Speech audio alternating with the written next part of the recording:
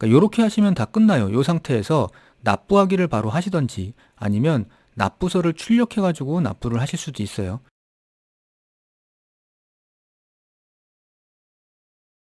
자, 안녕하세요. 송영세무사입니다. 오늘은 요거 하나 좀 말씀을 드려볼게요. 기한이 지난 납부서를 만들어야 되는 경우가 있어요. 그러니까 우리가 신고는 했는데 세금에 대해서 뭐 어떤 세금이든 신고는 했는데 동시에 납부도 해야 되는 경우가 많이 있잖아요. 근데 이제 신고를 하고 납부를 하는 거를 종종 잊어버리시는 경우가 있어요. 그러니까 신고를 기한 마지막 날 신고를 하게 되면 오히려 납부를 잊어먹는 경우가 별로 없으신데 요거를 일찌감치 신고를 하신 분들은 납부를 마지막에 하겠다고 생각을 하고 계시다가 그 기한을 넘겨버리는 경우가 종종 있죠. 물론 이제 그 자금적으로 문제가 있어서 그 납부를 못 하시는 경우도 있는데 여하튼 이렇게 납부 기한을 넘기게 되면 새로 납부를 하셔야 되는데 기존의 납부서 가지고는 납부가 안 되는 경우가 많이 있어요. 그래서 새로 납부서를 만들어서 내야 되는 거죠. 그리고 이렇게 그 새로 납부를 하게 되는 경우에는 이 신고는 일단 완료가 됐다는 가정이 있어야 돼요. 그리고 납부 기한도 이미 지났죠. 또 생각해야 되는 거는 납부에 대한 지연가산세, 이게 가장 중요합니다. 이게 1일당 책정이 되기 때문에 이 납부 지연 가산세가 추가해가지고 함께 내줘야 되는 문제가 있죠. 그리고 또 하나는 뭐 잘 아시다시피 납부는 보통 소득세를 내야 되는 경우에 지방소득세까지 함께 부과가 되기 때문에 이 납부서를 새로 만들 때는 소득세 납부서하고 지방소득세 납부서를 같이 만드셔서 납부를 하셔야 됩니다. 그래서 이제 그런 방법을 말씀을 지금부터 드릴 거고요. 자, 세목은 여러 가지가 있을 수 있어요. 그러니까 종합소득세도 있고요. 그리고 뭐 부가치세도 있고요. 그리고 이제 뭐 원천세도 있고요. 뭐 여러 가지 세목들이 있는데 일단은 가장 흔하게 발생할 수 있는 원천세 신고를 예로 좀 들어보죠. 일단 가정을 두게 되면 원천세 신고예요. 그러니까 매월 그 원천 징수한 거에 대해서 원천세 신고를 보통 다음 달 10일까지 하잖아요. 그래서 예를 들어서 11월 10일까지 원천세 신고를 해야 되는데 현재 신고는 완료된 상태인데 납부를 깜빡한 겁니다. 그래서 현재 날짜는 3일이 지났어요. 그래서 11월 13일이라고 가정을 하고 해 볼게요. 사실 이거는 뭐 13일이 아니어도 됩니다. 이거 뭐 한 달이 지나도 두 달이 지나도 할 수 있는 거니까 요건 그렇게 중요한 게 아니고요. 요 가정에서 여기에 그 입력해야 되는 거를 11월 13일로 가정을 한다는 말씀이에요. 자, 이게 그 원천세 기존의 납부서예요. 그러니까 이 납부서의 기존 내용을 정보를 보시고 요거를 기입해야 되니까 일단 요게 있으셔야 되겠죠. 그래서 여기서 보시면 뭐 분류기호, 납부 연월, 그리고 납부 구분, 세목, 그리고 관할 세무서.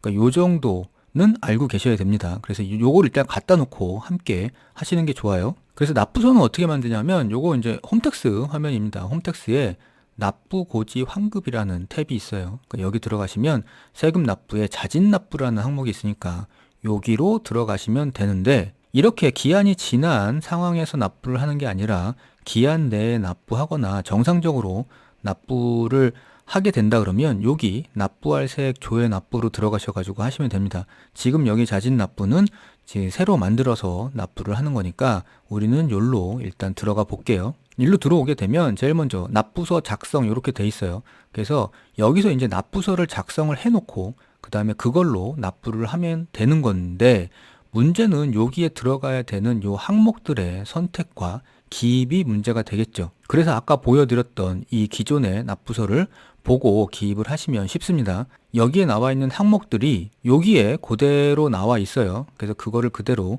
구분하시면 됩니다. 그래서 제일 먼저 일단 납부 연월 선택하시고요. 그 다음에 납부 구분은 여기는 지금 우리 원천세 신고니까 원천분 잔압 4번을 선택하시면 됩니다. 그 다음에 이제 세목이 나오게 되는 거죠. 여기 세목에는 이 원천 징수를 한 게 근로소득이었다 그러면 여기 14번 이거를 선택하시면 되는 거고요. 그 다음에 이자소득이나 배당소득이었다 그러면 여기를 선택하면 되는 거고 지금은 사업소득에 대해서 3.3% 원천 징수를 한 거로 가정을 하고 있기 때문에 여기 13번을 선택하도록 할게요. 우리 여기서 보면 여기에도 지금 납부 구분 4번으로 돼 있고요.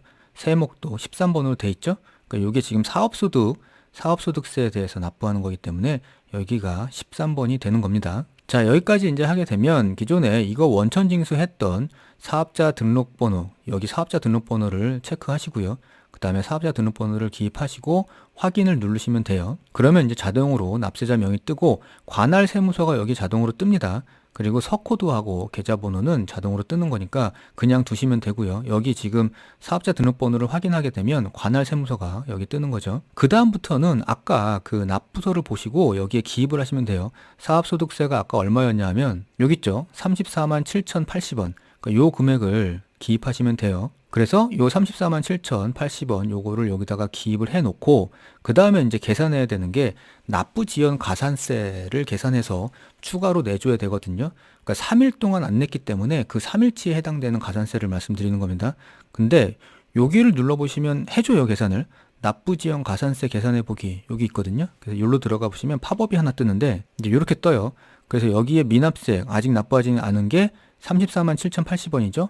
요거를 기재를 해놓고 그 다음에 당초 납부 기한은 11월 10일까지 신고 납부였으니까 11월 10일을 기입하고 그 다음에 납부는 이제 오늘 납부를 할 것 같다 그러면 11월 13일로 선택을 하시면 되고 내일 납부를 할 거다 그러면 여기 14일로 선택을 하셔야 되겠죠.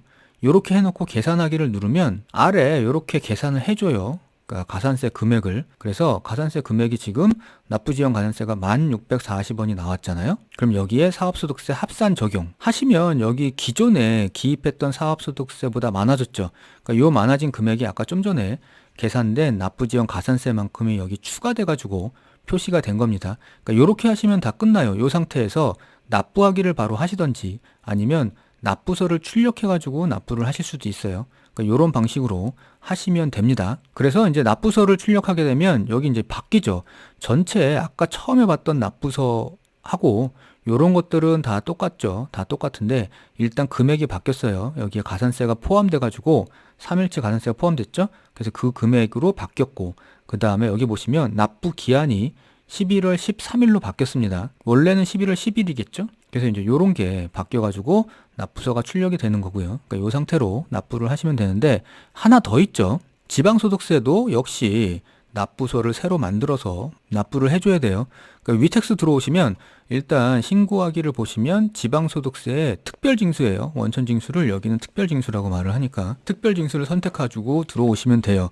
그러면 이런 것들이 나오는데 뭐 회원가입 하셨다 그러면 로그인 해가지고 하시면 되고요. 그 다음에 이제 단건인데 그 회원가입을 안 하셨다 그러면 여기 비회원 납부로 하시면 됩니다. 그러면 이제 이런 납부하는 프로그램이 뜨게 되는 거고요. 여기를 들어가 보시면 이렇게 기재를 하게 돼 있어요. 근데 여기서 이제 편리한 거는 여기 지금 들어가야 되는 이런 주된 내용들을 홈택스 신고했던 내용에서 가져올 수 있거든요.